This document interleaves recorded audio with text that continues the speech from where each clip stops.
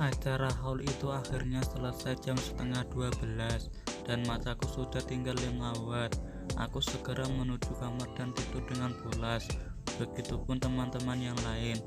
Mana nanti jam setengah 3 harus bangun lagi untuk melaksanakan qiyamul lail bersama seperti biasanya. Bakalan kurang tidur nih malam ini. Hari ini rasanya aku lelah sekali. Setelah tadi malam tampil semaksimal mungkin memeriahkan acara haulnya masyayikh. Mungkin santri di sini juga sama merasakan seperti yang kurasakan saat ini. Oh iya, perkenalkan, namaku Muhammad Shauki Al-Ghifari. Aku baru pulang minggu lalu dari Kairo. Usiaku 23 tahun. Masih agak muda kan? Aku juga tidak banyak kenal santri di pesantren abahku ini, karena sudah banyak yang berubah dan banyaknya santri-santri yang baru. Maklumlah, aku meninggalkan pesantren ini sekitar 5 tahun yang lalu dan baru pulang kemarin setelah kelulusanku di Kairo. Tapi saat beberapa minggu aku pulang ke rumah, malah selalu ditanya-tanya kapan siap nikah sama abah dan umi. Ini nih yang bikin aku malas. Ujung-ujungnya pasti bicara tentang perjodohan dan pernikahan. Aku memiliki seorang Mbak Yu yang sekarang sudah menikah sekitar 3 tahun lalu.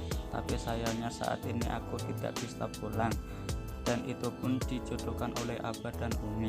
Maklumlah, orang berdarah biru seperti aku harus menikah dengan yang senasab itu, sebab menjadi tradisi dalam kalangan kami.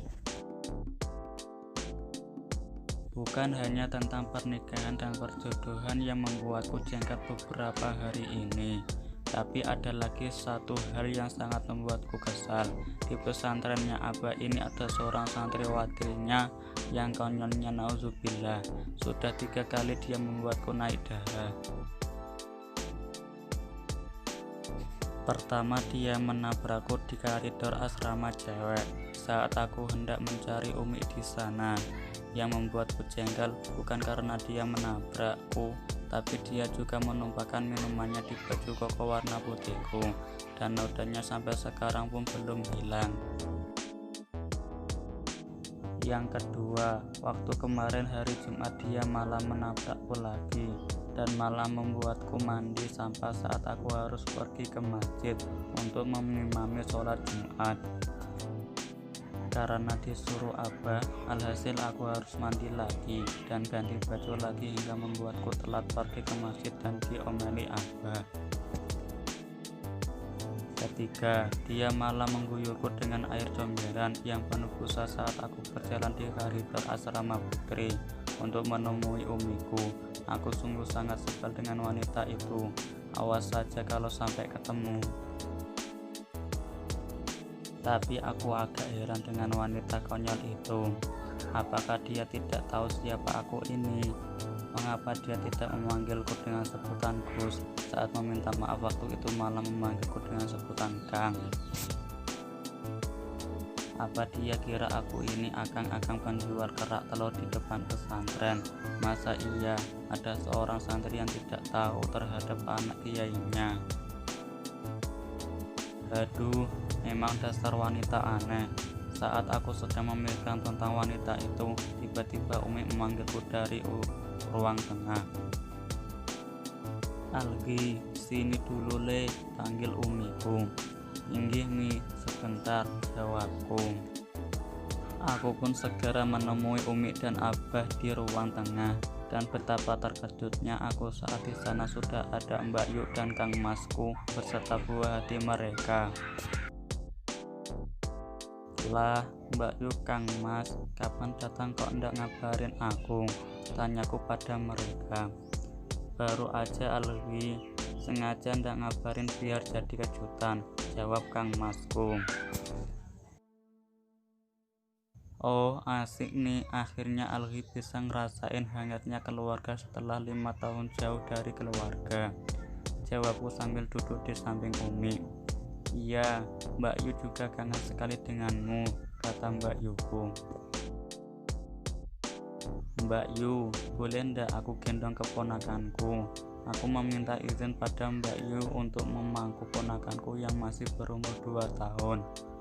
Iya boleh. Lalu Mbak Yuku pun memberikan alih kepadaku untuk memangku ponakanku di pangkuanku.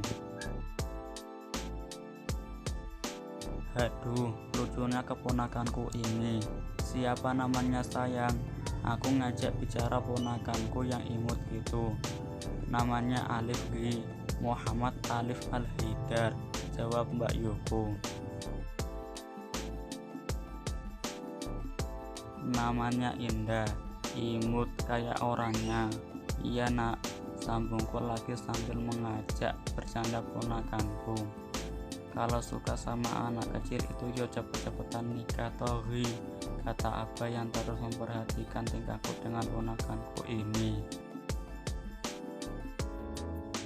Iya Ri, kapan toh kamu itu mau nikah dek? Kamu itu anak laki-laki satu-satunya di keluarga ini. Keturunanmu yang Abah sama Umi tunggu untuk kelak meneruskan pesantren ini, sambung Mbak Yukum. Sebentar lagi Mbak Yu, kalau Alwi sudah siap, jawabku. Nunggu kamu siap itu kapan Wi? Tanya Umi. Wes, Abah carikan jodoh saja untuk kamu Wi, pokoknya ndak usah nolak, sambung Abah yang memaksakan kehendak. Tapi Bah, Alwi baru pulang kemarin, masa iya udah disuruh nikah aja, jawabku. Ndak usah banyak alasan kamu Wi, tambah Umi. Aku pun berpikir sejenak tidak membantah apa yang dikatakan Umi. Tiba-tiba terlintas sesuatu di pikiranku. Baiklah, Alwi akan menikah, tetapi dengan satu syarat, jawabku. Mereka pun bingung dengan jawabanku. Nikah kok harus pakai syarat? Kamu itu ada aja Alwi, sambung Kang Masku. Iya nih anak, sambung Mbak Yukum. Iya apa toh syaratnya? Tanya Abah akhirnya buka suara, sedangkan Umi hanya menyimak. Akan cari calon sendiri di pesantren ini. Gimana Mi, Bah? Tanyaku pada Abah dan Umi. Mereka diam sejenak, tetapi akhirnya setuju juga. Baiklah, jawab Abah dan Umi.